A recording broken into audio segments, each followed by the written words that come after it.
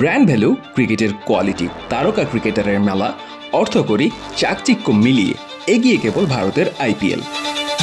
কদিন পরে মাঠে গড়াবে লিগটির 18তম আসর। এর মধ্যেই খবর এলো আইপিএলকে টেক্কা দিতে 500 মিলিয়ন মার্কিন ডলারের ক্রিকেট লিগ আনছে সৌদি আরব। ফুটবলের পরিচিতি থাকলেও সৌদি আরব আর ক্রিকেট ভিন্ন মেরুর দুই জিনিসই বটে। সৌদি আরবের পাবলিক ইনভেস্টমেন্ট ফান্ডের অধীনে এসআরজে স্পোর্টস ইনভেস্টমেন্টের তত্ত্বাবধানে টি-20 ফরম্যাটের নতুন লিগ আনতে চাচ্ছে সৌদি আরব।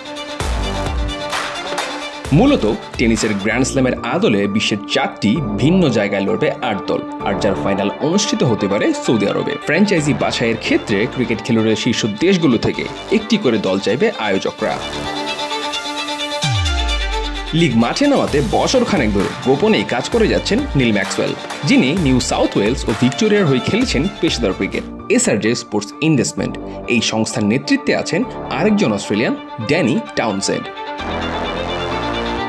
সৌদি আরব চাইছে ভারত, ইংল্যান্ড ও অস্ট্রেলিয়ার শক্তিশালী চক্র ভেঙে নতুন রাজস্ব মডেল বানাতে, যেখানে বিকল্প আয়ের উৎস থাকবে ক্রিকেটার ও ছোট দেশগুলোর জন্য। যদিও এখনো আনুষ্ঠানিক ঘোষণা আসা বাকি, সৌদি আরবের আলোচনা চলছে আইসিসির সাথে।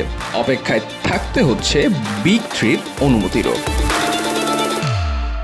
সৌদি প্রিন্সও চাইছেন এই লিগ মাঠে গড়ার।